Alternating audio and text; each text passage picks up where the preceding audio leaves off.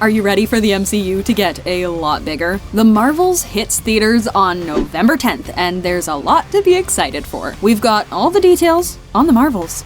Now, the Marvel Universe is no stranger to crossovers. Even so, the Marvels is sure to be a particularly exciting crossover moment. What the? This film will see Carol Danvers, aka Captain Marvel, Monica Rambeau, and Kamala Khan, aka Ms. Marvel, join forces. Fans of all these characters know just what it means to have these superheroes getting together. You need all kinds of skill sets, all kinds of people with different viewpoints and different backgrounds in order to save the world. Yep, these ladies have all the bases covered when it comes to superpowers. And Kamala? Who's Kamala? Hi. She can turn light into physical matter, which I have never heard of. Clearly, these three are unstoppable, and it's basically the definition of girl power. And when it came to making this crossover work, it's clear that this was on director Nia DaCosta's mind. I find it really interesting the theme of them together and how they become a little bit of a sisterhood with their own different points of view. So it's actually really nice and fun and very sweet watching them all work together.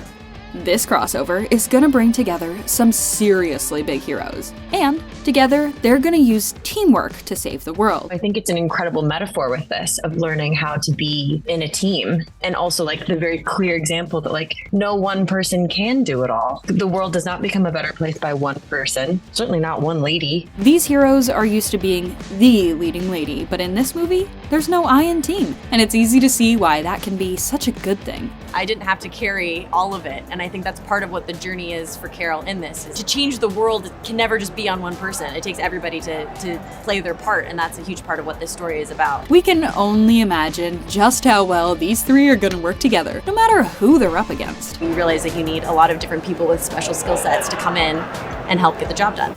They say you can't fake chemistry. Well, the Marvels is proving that theory correct. Not only are Carol Danvers, Monica Rambeau, and Kamala Khan teaming up on screen, they seem to be getting along just as well when the cameras aren't rolling. Back to you and back to you. Thank you. Thank you. Iman checking in. All right, we're good. All right, we're back. Weather's looking good. Nice. Brie Larson, Teyonah Parris, and Iman Vellani are supporting each other through this women-led project. It sounds very intimidating, but these guys made it very easy and we're very welcoming.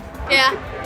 Good vibes. And they're teaching each other a lot along the way. I learned from you to go with the flow, to have fun. I mostly just observed both of them because on Ms. Marvel, I didn't know what I was doing. Yeah, they're a definite dream team. I feel warm and fuzzy watching you on screen. Yeah, we feel warm and fuzzy watching these ladies become BFFs on screen and off too. Of course, we're all excited to see the aforementioned dream team of Captain Marvel, Ms. Marvel, and Monica Rambeau, but there will be more characters in this movie, both new and returning, that are sure to add some fun dynamics to the film. Samuel L. Jackson is of course back as Nick Fury, and his character is said to be stronger and greater this time around. Sagar Sheikh returns as Amir Khan, Zenobia Shroff returns as Muniba Khan, and Mohan Kapoor returns as Yusuf Khan. New additions to the MCU include Zawe Ashton as the film's villain, Dar-Ben. Park Seo-joon is also appearing in the film, but his role hasn't yet been disclosed.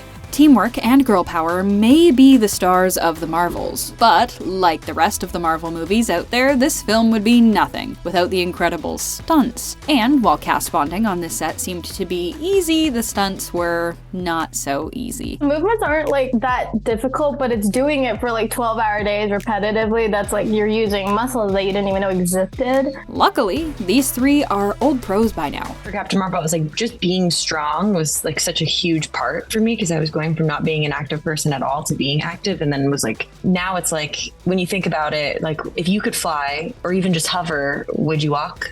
Yeah, she makes a good point. Still, we're not exactly jealous of spending so much time being supported by wires. But you're fighting against gravity and wires, and it is uncomfortable, and it takes a long time to go to the bathroom. That's a real thing. Yeah, these stunts required a lot. Training with my trainer twice a day, 5 times a week. That is a job in and of itself. Now, doing these incredible stunts may not have been a walk in the park, but they sure did make it look like it. You want me to be basically be in a plank all day, literally 50 feet up in the air, and you're can you do it better? He's why don't you try? Needless to say, there are more than a few things about the Marvels that have us excited, but it also might break a Marvel record. It's been reported that this might be the shortest Marvel movie to date. It'll only be an hour and 45 minutes, so it'll be short and sweet, but that's just what makes it ripe for plenty of rewatches. Now, are you ready to get your tickets to see the Marvels in theaters? What are you most looking forward to seeing? Let us know in the comments. And for more videos like this one, like and subscribe to The Things.